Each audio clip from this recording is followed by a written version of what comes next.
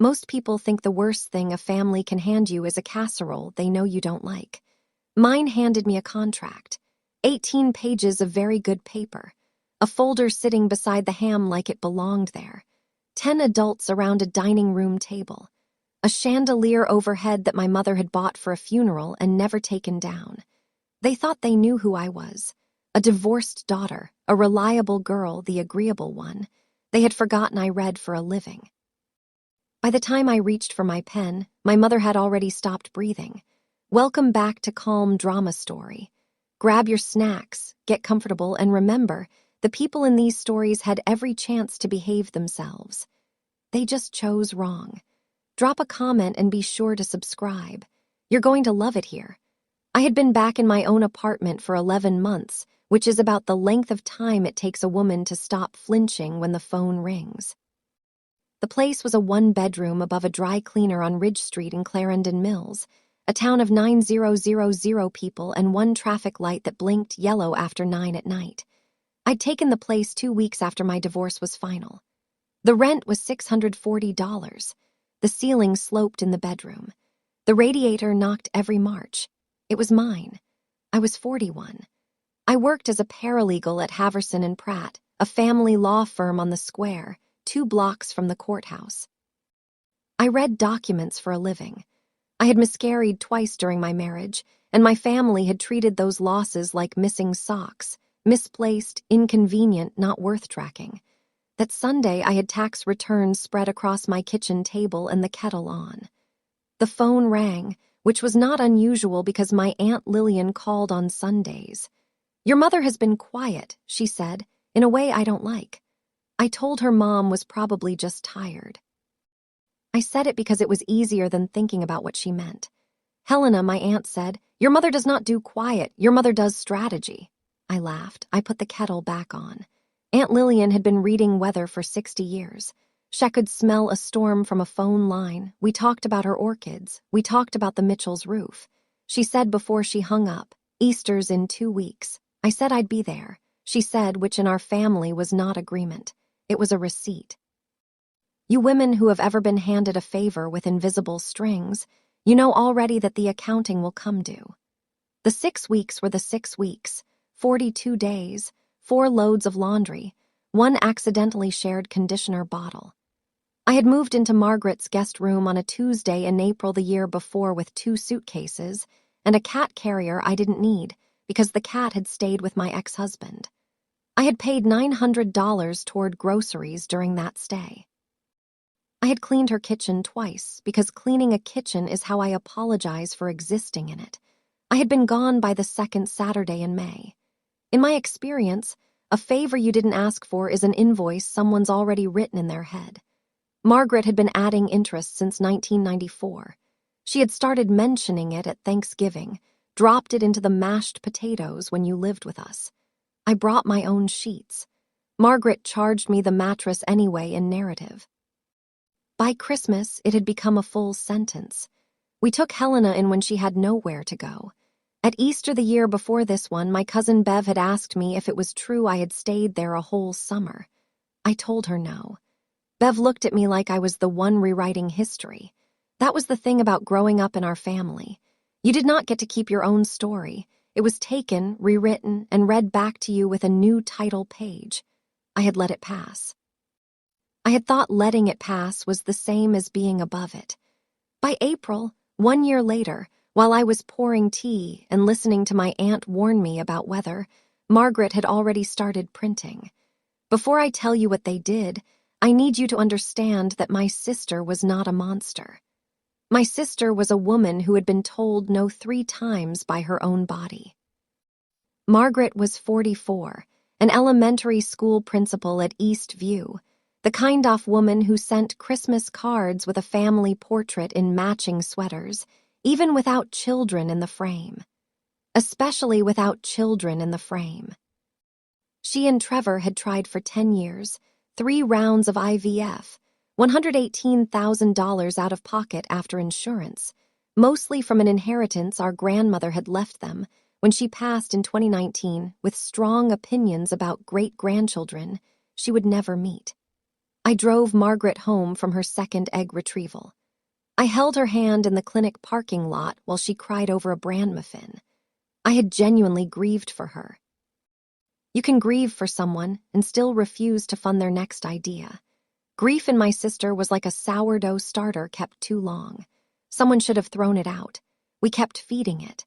A body that has been told no 3 times does not always hear no when a 4th woman says it. I had overheard my mother the previous Thanksgiving in the pantry talking low to Margaret about next steps. She isn't using her body for anything right now. My mother had said meaning me. Her meaning the body attached to me. I had stood in the hallway with a serving spoon in my hand. I had swallowed that sentence whole, the way you swallow a pill sideways, knowing it was stuck, knowing it would work its way down eventually. I had not told anyone. I had not even told Aunt Lillian. I had been too busy being reasonable about it. My mother phoned on a Thursday, which was already the first warning because my mother only phoned on Sundays. Helena, honey, Easter dinner 400. Your father wants to see you. My father had not requested to see me in 11 months. My father was not in the habit of requesting. My father was in the habit of nodding. That sounds nice, I said. The whole family will be there, she went on. Trevor's coming. Uncle Don is flying in from Ohio. We thought it would be nice, just a lovely evening, nothing stressful. I wrote the word stressful on my grocery pad. I underlined it. Uncle Don is coming. I said, oh, he had a trip anyway, she said, which is the sentence my mother has used for every coordinated ambush of my life.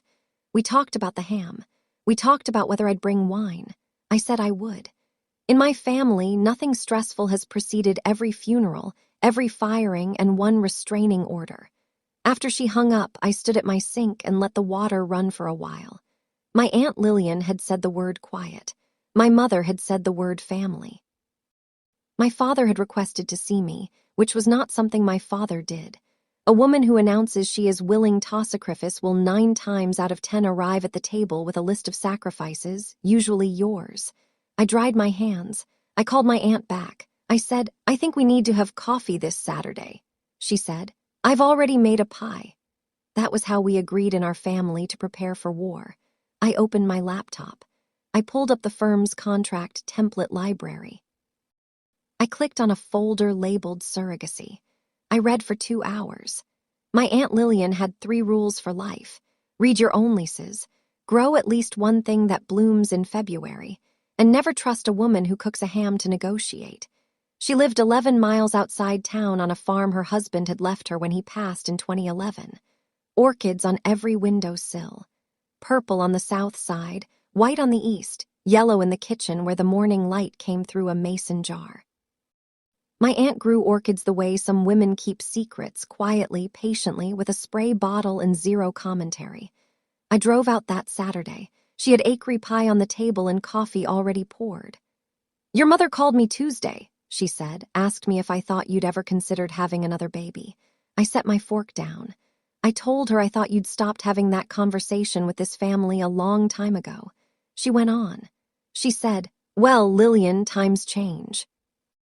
My aunt looked at me with her pale, patient eyes. Times do not change, Helena. People just get bolder. She told me then a story I had never heard about being 19 years old, about a pregnancy she had been told to handle, about a choice her own mother had refused to use the word for. I will not repeat the details she gave me. I will only tell you that she had kept them inside her for 53 years and delivered them on a Saturday morning over cherry pie. When I stood up to leave, she squeezed my hand at the door. Whatever they ask of you, read it, she said. Don't just listen, read it. I said I would. Page 4, she said. Things always live on page 4. Easter Sunday 3:47 in the afternoon.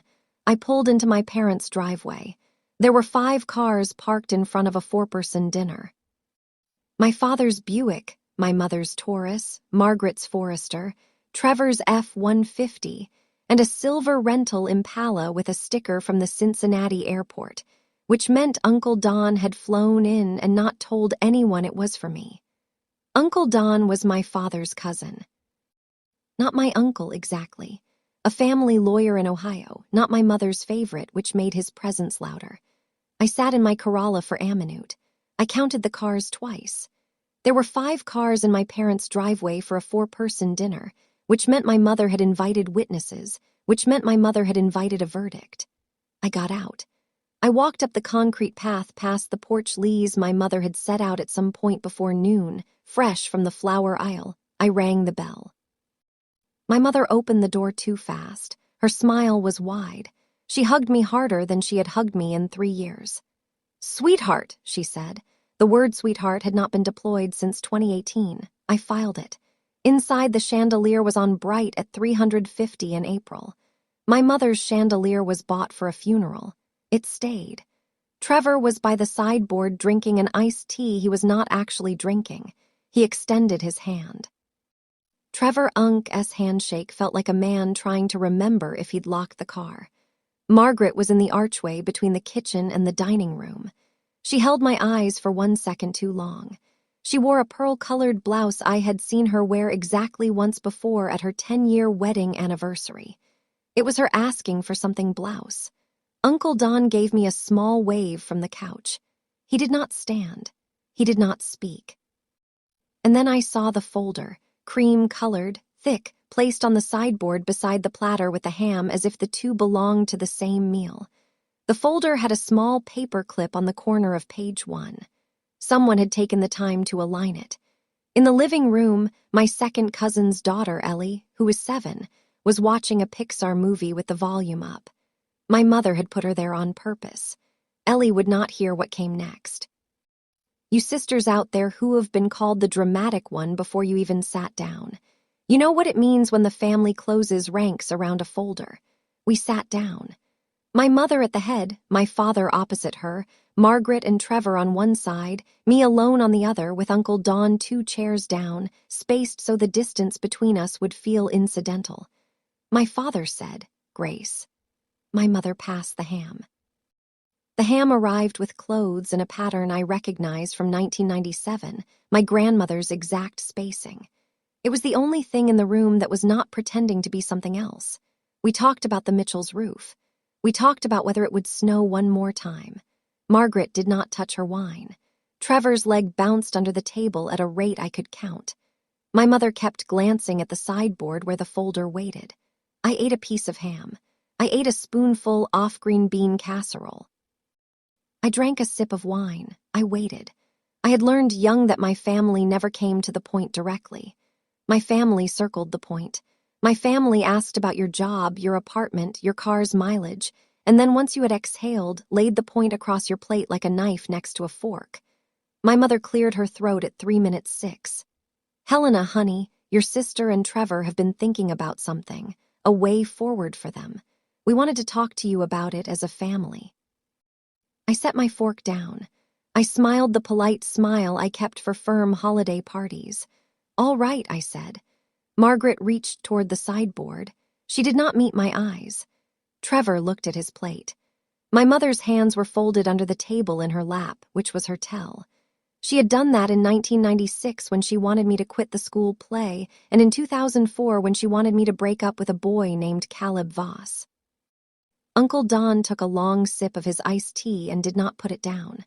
Margaret reached for the folder. Trevor did not meet my eyes. I set down my fork and I waited the way my aunt had taught me to wait.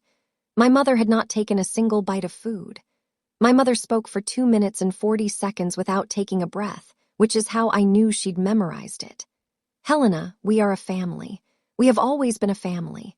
We believe that family takes care of family. And right now, your sister is in a season of hurt." She paused in the exact place a paragraph break would have been. "Margaret and Trevor have been trying for a baby for 10 years. 3 rounds. 3. Helena, you know you were there and your sister has been so brave." I nodded once, small, polite. "There is an option," my mother went on. "A beautiful option. Altruistic surrogacy, a gift of love between sisters. Modern medicine has made it basically safe.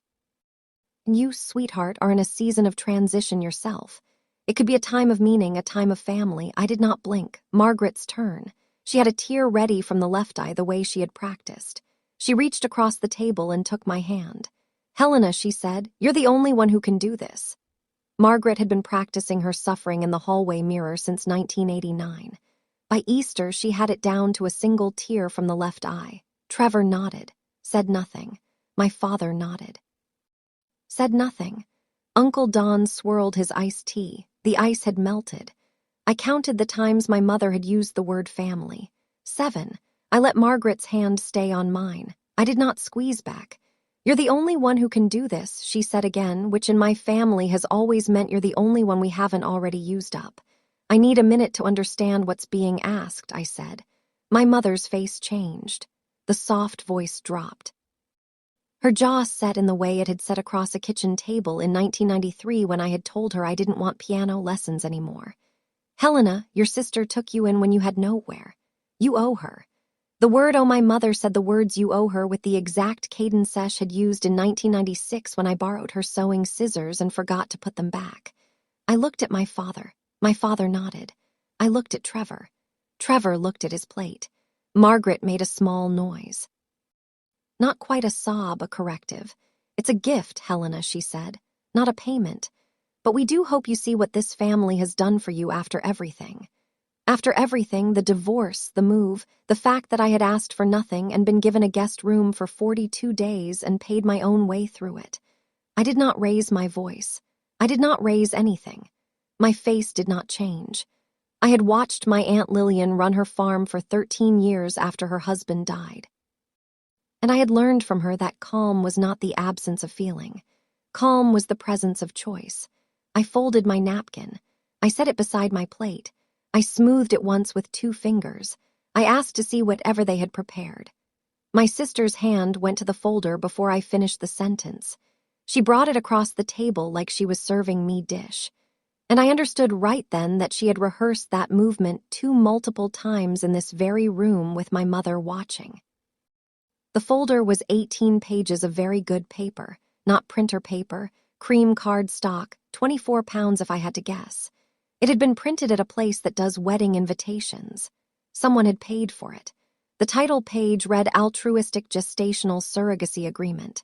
Underneath, in a smaller font between Margaret Ann Caldwell, intended mother and blank line, gestational carrier. That blank line was for my signature. They had not filled it in. That detail alone told me something. I'd like to read it now, I said, if you don't mind. My mother laughed once, a short false laugh. Oh, honey, you don't need to read every word. Uncle Don had lawyers look at it. It's all standard. I looked at Uncle Don. Uncle Don did not look at me. I'm a paralegal mom, I said. You can always tell a contract written to intimidate. The margins get thinner around the clauses that matter. I know what you are, Helena, she said, and her voice had a small edge in it like the lip of a can. I'm just saying we don't need to turn a family dinner into a courtroom. Trevor very quietly. Let her read it.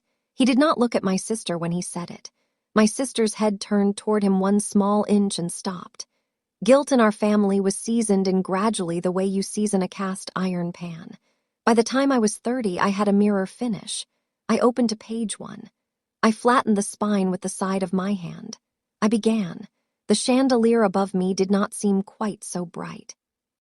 Uncle Don took a small cocktail napkin from the stack by his glass and pressed it against his forehead. He had begun to sweat. Page 1 was a cathedral, architecture of kindness, vaulted ceilings of gift and family and love. I read aloud.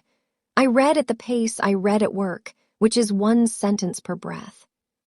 Whereas the intended mother, Margaret Ann Caldwell, has undergone 3 unsuccessful attempts at in vitro fertilization totaling 118, 427.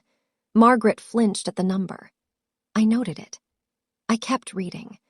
And whereas the gestational carrier, being a sister of the intended mother, wishes to provide a gift of love to her family, and the intended parents wish to receive this gift in a spirit of altruism. The word altruistic appeared 4 times before page 2, which in my line of work is roughly 3 times more than necessary. I have read worse contracts. I have never read one printed on nicer paper. The parties hereby enter into this agreement freely, without coercion, with full understanding of the rights hereby granted and waived without coercion. I did not say the word aloud. I filed it. I kept my face still. I kept my voice flat. My mother had begun to look pleased with herself. My sister had relaxed her shoulders half an inch. I have in my career read dozens of contracts that said without coercion on page 1. 90% of them went on to engineer the coercion by page 4 and wished to celebrate the miracle of family. I closed page 1. I pressed the crease. I turned to page 2. My mother said, "See, beautiful, isn't it?" I said. Margaret said, "It really is, Helena." My father nodded. Uncle Don was studying his iced tea like it owed him money. Page 2 introduced the money, which is where altruism historically begins to perspire. A list reimbursable expenses carefully itemized. $4,200 per trimester for maternity clothing paid to Margaret. $800 a month for dietary supplements paid to Margaret. Mileage to and from appointments paid into a joint account in Margaret's name. Parking fees at their productive medicine clinic. Meals on clinic days capped at $24. Nowhere on page 2 did money flow to me. I did not comment. I read on. Medical communications were to be handled by the intended mother. The gestational carrier hereby authorizes the intended mother to receive on her behalf all communications pertaining to medical care, prenatal testing, and clinical recommendations from the treating physician or physicians. On her behalf, I would not be receiving my own medical information. I would not be calling my own doctor. I would not be getting my own test results. I would be legally speaking a room with a refrigerator in it to which my sister held the only key. In a paralegal seminar 3 years earlier, a family court judge from Columbus had stood at a lectern in a hotel banquet room and said the phrase coercion language to 300 of us over lukewarm coffee. He had drawn on a whiteboard. He had said, "You will know it when you see it, and you will see it most often on the second page." I had written that down in a spiral notebook I still owned. I turned to page 3. Margaret corrected her posture. My mother dabbed her lip with a napkin. Uncle Don had not moved in 4 minutes. Somebody at a boutique law firm had charged my sister by the hour for the sentence that made my body a room with a lock on the outside. Page 3 asked me to hand over my body 1 sentence at a time by brand name. Mandatory diet. Mandatory weight check weekly. Mandatory bed rest, starting any time the intended mother's physician, not mine, recommended. Mandatory prenatal vitamin brand specified. Natalist prenatal daily packets. No substitutions without written consent. Travel restriction. No drive exceeding 2 hours from my home of record without the intended mother's written authorization. Mandatory psychological sessions bi-weekly with a counselor selected by the intended mother. Clause 8. The gestational carrier agrees to abstain from all elective medical decisions without prior written authorization. I did not lift my eyes. My pulse stayed steady. My jaw did not. Let me tell you about the word altruistic. Altruistic is a very well-dressed word. Altruistic owns a good blazer and sensible shoes. Altruistic will sit across from you over honey ham and green bean casserole and look you dead in the eye, while its other hand reaches across the table for your uterus and $118,000 worth of indemnification. Altruistic, in my experience, is the name greed chooses for itself when it's being photographed. I did not say this aloud. I said it only inside the kitchen of my own head, where my aunt was standing with a spray bottle nodding. Clause 8 ended with the word authorization, which in this context meant permission, which in this context meant ownership. I turned the page. My father had finally looked up. He was watching me, and I could not read his face. I could only read that he knew this was the page before the last page. I could read that he had counted. That was when I understood my father had read this contract before Easter, and he had not told me. The dining room had gone the kind of quiet where you hear the refrigerator, and my parents' refrigerator was loud. I had not spoken in 4 minutes. Everyone had been watching me. Margaret tried first. "It's very standard, Helena," I said mildly. "It isn't." My mother reached for the soft voice again. "Honey, we can talk about any of it. Nothing's set in stone. We're just showing you what we have so far." I did not look up. Uncle Don cleared his throat. It's all negotiable, of course. He said it the way a man says negotiable when he has been paid in advance. I turned a sheet. I was now on the last line of page 3. Trevor said low to Margaret, "Maggie." She did not respond. "You cannot sue a paralegal for reading." That was the thought I kept returning to. You can refuse to renew her. You can freeze her out of the family group chat. You can send a cousin to ask her if she needs a therapist, but the document itself once placed in front of her was legally and morally readable and read. I did. My father's hand was flat on the table now. His thumb moved once. I watched it. Somewhere behind me in the living room, Ellie laughed at the movie. A bright, oblivious laugh. The kind of laugh that reminded you that someone in this house was still small enough to be protected. I turned to page 4. My aunt's voice in my head. Things always live on page 4. I did not know yet what page 4 held, but my aunt had told me to look for it. And my aunt had a 60-year record for weather. I breathed in. I pressed the crease flat. I read. I'm going to pause here for just a minute because if you've made it this far, you and I both know what kind of evening this was becoming. If this story is hitting somewhere tender, if you've ever been through a divorce in a guest room, if you know how 6 weeks becomes 40 years in somebody else's ledger, if you've ever been told you owed a family member your body, your money, or your silence, please leave a comment below with the word porch and I'll know. And if you haven't already, do go ahead and subscribe to Calm Drama Story. I save a chair for you on this porch every evening. Now, page 4, clause 10 was 12 words long. Most of the important sentences in my career have been shorter than a grocery list. Upon implantation, the gestational carrier waives all parental rights to the embryo, fetus, and resulting child in perpetuity and irrevocably. Someone had underlined the word irrevocably. Someone had with a fine black pen drawn a small line under it. Someone had felt it needed emphasis in a document being handed to the person whose rights it was stripping. Page 4. Pages 1 through 3 are for the cameras. Page 4 is always where the knife is kept. You sew a hem the way you say no to family. Small stitches, straight line, and you do not pull the thread once it's laid. I did not sew, I did not pull. I marked the margin with the tip of my thumbnail, just a small crescent. A paralegal's trick, not visible unless you knew to look. I did not look up. I did not react, across the table. Margaret Shans had returned to her lap. Her mouth was a small straight line. My mother's eyes were on me like headlights on a deer. Most states do not allow a pre-implantation waiver of parental rights without counsel independent of the intended parents. This contract, by design, offered none. My signature was to be made at a dinner table in my mother's dining room across from my sister and her husband, with a family lawyer from Ohio watching his own ice melt.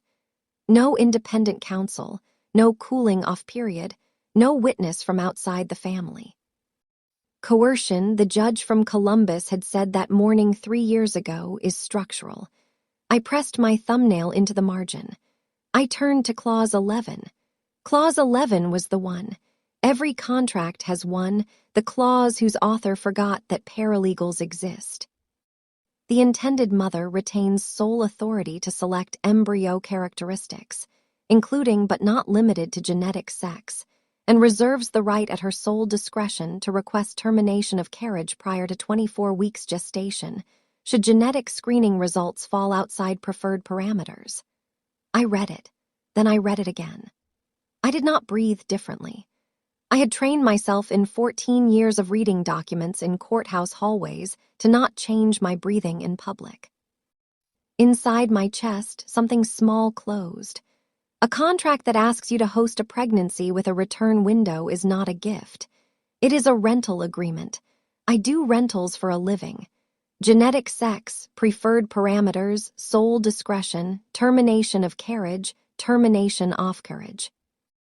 3 words that turned my body into a vehicle that could be pulled over and emptied if the delivery was the wrong color of wrapping paper.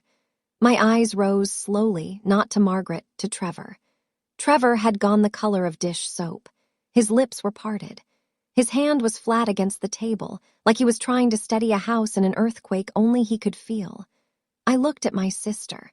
My sister's expression had not changed. She was waiting for me to keep reading. She was not, I understood then, surprised by Clause 11. She had written it or asked for it or signed off on it. She knew. My mother reached for her wine, took a long, slow sip, set it down with a small clink against a water glass. I turned to Clause 12.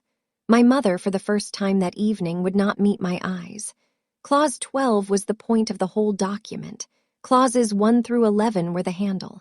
Clause 12 was the blade.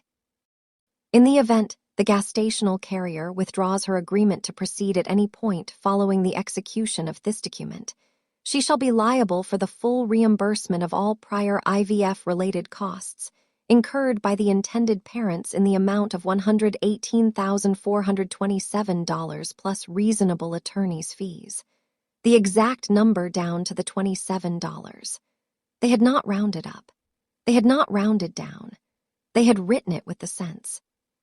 Someone had wanted the cents. The contract sat between us like a pot left on low, quiet, but you could smell it starting to scorch. They had not asked me to be a surrogate. They had asked me to sign my way into a cage and paid a lawyer to forge the door. $118,000 if I ever said no.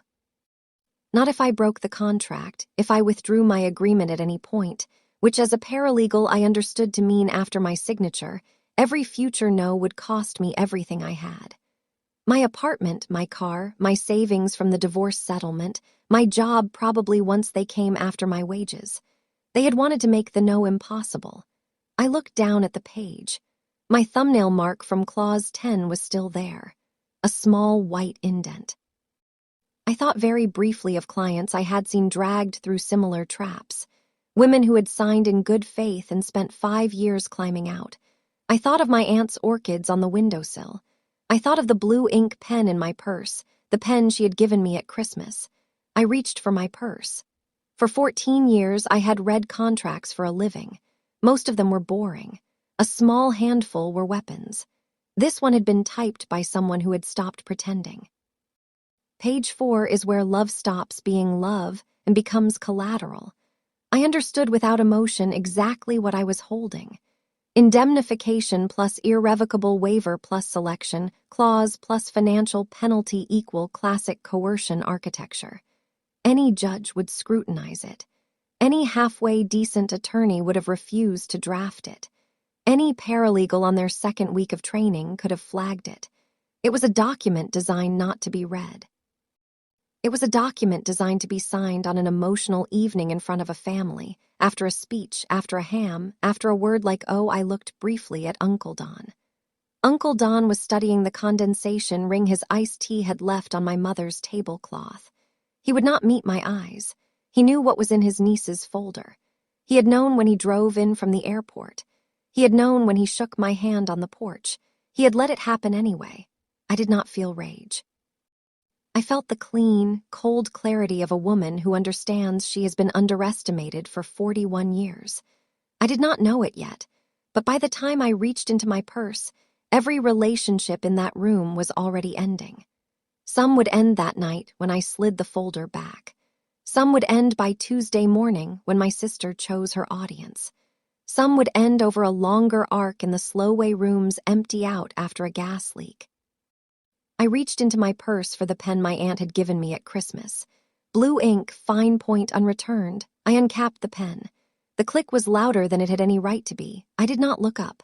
I found Clause 11 on page 4. The selection and rejection clause. Thioneth had asked me to vacate a pregnancy if the child was the wrong gender. I drew a slow circle around it. Not fast, not angry, clean, even pressure. Paralegal clean. The kind of circle you learn to draw around a clause a judge will need to see without ambiguity. I finished the circle. I set the pen down on top of the folder, diagonal across the clause, the way a sealed witness mark is placed on an evidence document. I closed the folder. I slid it back across the tablecloth with 2 hands, the way you return a casserole dish. Firm, polite, unbroken, I stood up. I picked up my purse. My sister's mouth opened. My mother's hand flew to her own throat. My father's eyes closed once, slowly, as if against a bright light. Trevor did not move. Uncle Don put down his iced tea. I did not raise my voice.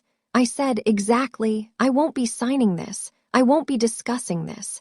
And I'd like us all to understand that I heard what each of you said tonight. I will not forget it. I walked around the table. I kissed my father on the forehead because my Aunt Lillian had once told me in a cold barn in November that dignity is the only thing you cannot take back once you spend it, and that you do not give up the chance to bless a man who has knotted himself into smaller and smaller rooms. My father did not look up. My mother made a small breathy sound. Helena. I walked to the front door. In the living room, Ellie was still watching her movie. A giraffe was on the television. She did not turn her head. She did not see. I opened the door. I closed it behind me with one hand. I did not slam it. Behind me, as I walked to my car, my sister made the first honest sound she'd made all evening. It was not a cry. It was a noise, a small, low animal noise. I heard it through the front door. I did not turn around. My sister asked me to give her a child. I gave her my silence instead, and my silence turned out to be louder. I drove home at exactly the speed limit, which in my family is what people do when they are furious. The chandelier faded in my rear view. The Easter sky was a flat, early spring gray. I took Route 29 because it was longer and I needed the long way. My hands on the steering wheel were steady. My face in the rear view mirror was calm. I checked twice. I did not look like a woman who had just walked out of a planned intervention.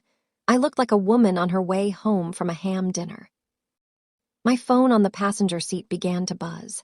Margaret voicemail 37 seconds. My mother voicemail 52 seconds. My father text. Please come back. Your mother is upset. My mother text. We need to talk about this like adults. Uncle Don. Silence. He would not call. He was calculating. There is a moment in every negotiation where the mask slips a 4 in and Margaret slipped at exactly 7:43 on Easter evening between the ham and the lemon cake. She had not been surprised by Clause 11. She had not been surprised by Clause 12. She had been surprised only by me. I turned the phone face down on the passenger seat. I turned the radio on. I moved the dial until I found a low, steady voice. It was Patty Klein on an AM station out of Terut singing Crazy. I let Patty Klein explain the rest of the evening to me. Her voice was the only one I was willing to take a call from. I passed the Clarendon Mills town sign. I did not go home yet. I turned left at the blinking yellow. My aunt's driveway was 10 minutes further. My aunt opened the door, took one look, and put the kettle on without a word. It was 9:04. The orchids on the windowsill caught the porch light. The kitchen smelled like sherry pie from the morning, reheated. I sat at her kitchen table. I laid my purse down. I told her. I told her about the folder, about the 18 pages of cardstock, about the line about family that my mother had rehearsed, about Uncle Don and his melting ice, about the ham and its clothes and Page 3's brand name vitamins. I told her about Clause 11. I told her about Clause 12. I told her I had drawn a circle. My aunt listened without interrupting. Her hands were folded on the table. Her wedding ring, which she had never taken off, caught the overhead bulb. When I was done, she said, "You did right." "Did I?" "Yes." She poured 2 cups of tea. "But it's not done yet, honey." I looked up. "Your sister printed that contract on 18 pages of cardstock," my aunt said. "She's going to need it to have been someone else's fault. She's going to need a story. Watch what she does by Wednesday. What will she do?" "Oh," my aunt said, and the corner of her mouth moved. "She'll go public. She's her mother's daughter." And for those of you raising daughters who know how to read, teach them to read page 4 first. I stared into my teacup. I photocopied it, I said after a long moment, the contract before the weekend. I made a copy at the office on Friday. I had a bad feeling. My aunt smiled slow and small. "Helena." She said, "You have always been your own aunt." One more move was coming. My aunt had said by Wednesday. She had been generous. It came by Tuesday morning. My sister waited 37 hours, which for my sister is discipline. Tuesday morning, 7:04. My phone buzzed on the nightstand. Delia, my paralegal friend from the office, a screenshot. "Is this about you?" I sat up. I read it. Margaret had posted a long performative paragraph to Facebook. She had not named me. She had described me a close family member, someone I loved, someone I trusted, someone who, after years of being supported by our family, had chosen in what Margaret called a deeply painful moment, her own comfort over our family's dream. Margaret wrote about 10 years of trying, about her body, about her faith, about forgiveness, which she said she was, quote, actively working toward. 31 comments already. 3 cousins had liked it. A woman named Kelsey Marin from Margaret's book club had written, "I am so sorry for what you're going through." Margaret had replied with a red heart. My mother had shared the post above a caption. "We are heartbroken, but we trust God." Not a single word wasn't true. Not a single word was honest. A statement on Facebook is not a confession, but in my family it was the closest thing we had to one. I made coffee. I read the post 3 times. I read the comments twice. I took a long breath. I texted Delia back.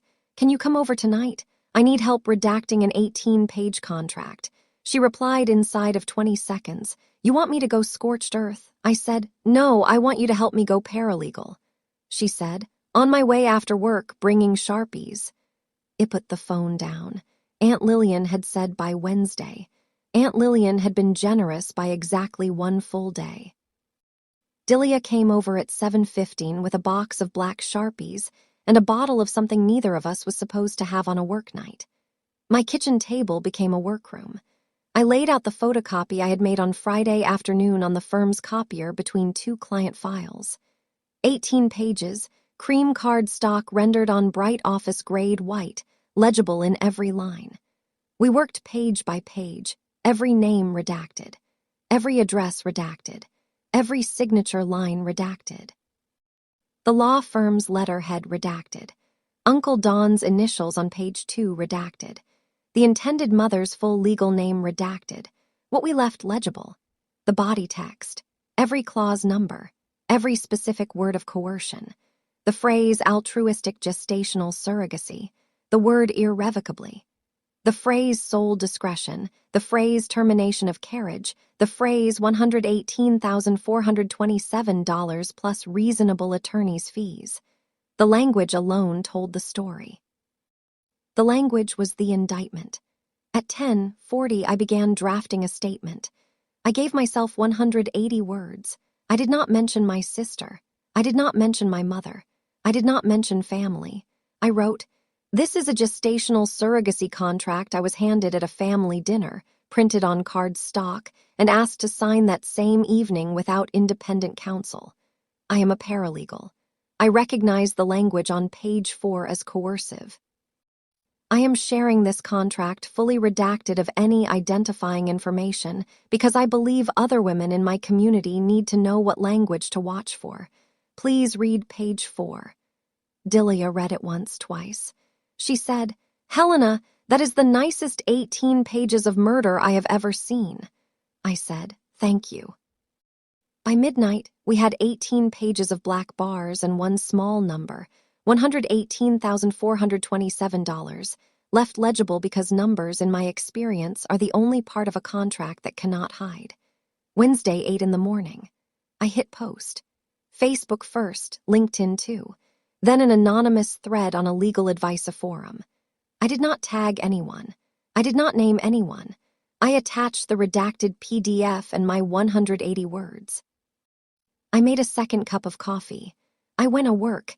You mothers out there who have ever wanted a child so badly you forgot the child was a person, pause there. Please pause right there. By 10, the Facebook post had 400 shares. By 2 that afternoon, it had 3,000. By Thursday morning, a local reporter from the Clarendon Mills Gazette had emailed me. A reproductive rights attorney from Indianapolis had shared the post with caption, "This is a masterclass in why independent counsel matters." A family law podcast from Minneapolis had messaged me through LinkedIn. I did not respond to any of them. I sent everything to Delia. Delia said, "I'll handle the media. You handle your tea." In Clarendon Mills, the comments turned quickly. A woman named Brenda wrote, "This is the contract in Margaret Caldwell's Facebook post from yesterday." I recognize the $118,427 number. I don't know what to say. Another wrote, I went to school with Margaret. She's a principal. This cannot be her. A third, this is her. She talked about IVF at PTA last year. Margaret's Tuesday post disappeared by Thursday afternoon. My mother's share disappeared an hour later. Uncle Don blocked me on Facebook, LinkedIn, and pointedly Venmo. My Aunt Lillian called Thursday evening. She said only, "I'll have a cherry pie ready Saturday." By Thursday night, my sister had deleted 7 years of Facebook. My mother had deleted one. My phone had not stopped buzzing for 16 hours. I did not answer it. I put the kettle on. Thursday evening, 6:47. A knock. I opened the door. Trevor stood on my landing in the clothes he wore to sell surgical equipment to hospitals. Gray slacks, navy polo, company lanyard still looped around his neck. Trevor arrived in the uniform he wore to sell surgical equipment to hospitals, which was, I thought, about the right uniform. He was holding nothing. "Helena," he said, "I'm not here to apologize for her. I did not invite him in. I did not close the door either. I'm here," he said, "because I should have said something at that table. I knew on page 3. I knew before page 3. He did not look up from his shoes. Your mother drafted most of clause 11. He said she told Margaret it was leverage. She said if you had an out, you would take it, and we needed to close the out. I wrote that word down in my phone that night. Leverage. I wrote it and I did nothing with it. I watched his jaw work. "Trevor, yes. Why are you telling me this?" He looked up. "Because I have been married to my wife for 14 years, he said. And last Sunday at that table, I realized I do not know her. Silence for a moment. "Thank you for telling me," I said. "You should tell yourself now." He blinked. "That's what I mean," I said. "Say it to yourself out loud later in the car. I'm not the one who needs it." He nodded. He did not cry in my doorway. He waited until he reached the stairwell. I heard him there for a minute. I did not go after him. I closed the door. I turned the deadbolt. I put the kettle on. Trevor was in a Marriott by Friday evening, which in our town is the geographic definition of gone, Delia told me. Delia had a cousin who worked the front desk. Delia knew everything in our town within 36 hours of it happening, which is a paralegal trait and a small town trait combined, and both of those things had kept me alive that week.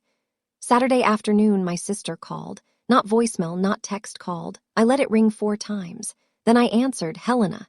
Her voice was not crying, her voice was furious. "You destroyed my marriage." I did not sit down for this. I stood at my kitchen counter. The kettle was cooling on the burner. "No, Maggie." "Don't call me Maggie." "No, Margaret, I did not destroy your marriage. You drafted clause 11 with our mother. I just read it out loud." A long silence. "You are a vindictive person, Helena. I want you to know that." I considered in the long second that followed a dozen things I could have said. I could have listed every time she had taken a story of mine and rewritten it. Every dinner she had sat silent while our mother talked past me. Every handshake Trevor had given me nervously at Christmas. I did not list any of it. I said, "Goodbye, Margaret." I hung up. A family like ours is a pie crust. Too much handling and the whole thing cracks and there is no putting it back together with ice water. I did not feel victorious. I did not feel powerful. I felt tired in the particular way you are tired after you have done a task you have waited 41 years to do. I poured water over a tea bag. I thought, "No, Maggie, you put clause 11 on page 4. I just used a pen." Before I tell you what my father said to me that Sunday, the first honest thing I had heard from him in 41 years, I want to say this to you. If anyone in your life is trying to make a no impossible for you with a document, a guilt trip, or a history book they wrote themselves about your life, you are allowed to read it slowly. You are allowed to hand it back. You are allowed to leave. And if this story is helping you keep your own spine warm tonight, hit like, leave a comment, and stay with me. There's one more thing you need to hear now. Sunday, exactly 1 week after Easter. My father came to my apartment alone. No overcoat, no wife. My father did not come to my apartment alone. Not in 11 months, not in the 4 years before that. My father did not come anywhere alone. I let him in. I pointed at the second-hand sofa. I made him coffee. He sat with his hands flat on his knees the way he sat in church. "I read what you posted," he said. "I read it 3 times. And your mother has been telling me all week that you were being ungrateful." And I nodded. Helena, I nodded. He was not crying. His voice had a small shake in it that was not a performance. I nodded. For 41 years, he said. I did not answer. I did not know what answer would be useful. He looked at his coffee. Tonight, he said, I am telling your mother that I will not sit at a table where something like that folder is allowed. I want you to know. I wanted you to know before I told her. We drank coffee in silence for 11 minutes. I counted. It was the longest conversation we had ever had. Summer came. My apartment got light until 9. I taught myself to bake bread badly, and then after a while, less badly. 3 months after Easter, my father moved out of the master bedroom. He did not move out of the house. He moved into Thegest room that had until that week been my mother's sewing room. My mother did not comment on it. My father did not either. Aunt Lillian came to my apartment every Sunday. Orchids in one hand, a pie in the other. She watered my windowsill plants without asking. She brought me cutings. Margaret went silent. She did not post again. She did not call. In June, the school board at East View Elementary, where Margaret was principal, chose to pursue a new direction for the next academic year. Parents at the April board meeting had apparently raised concerns about the social media post. The board did not cite me. They did not cite the contract. They did not cite anything by name. They simply did not renew her. I did not celebrate. People who post a statement don't want a conversation. They want the last word typed in bold. Margaret's last word in the end was the silence she kept after losing her audience. My mother called once. One voicemail, 11 seconds. I hope you're happy, Helena. I deleted it without replying. There was no answer to that sentence. That would not have cost me something. One Saturday in August, Delia took me out for my birthday. We sat in a booth at a diner on Route 29. She ate pie. I ate pie, she asked offhand over the last bite. Helena, have you ever thought about adoption? I had been waiting 11 months for someone to ask me the question I had not been allowed to ask myself. I began the home study that September, foster to adopt, through the county. A case worker named Joanne Reinhold, 53, a retired high school counselor with warm hands and a ballpoint pen. She clicked while she thought. I filled out every form twice. I read the consent documents 3 times. I read the foster placement policies with the same attention I would have given a Clause 11.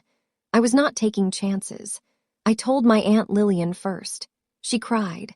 My Aunt Lillian does not cry. She cried into a dish towel at her sink and then said, I'll need to put up a second shelf for the orchids. I told my father next. He said, I will be there for every appointment you let me come to. I did not let him come to all of them. I let him come to 3. It was enough.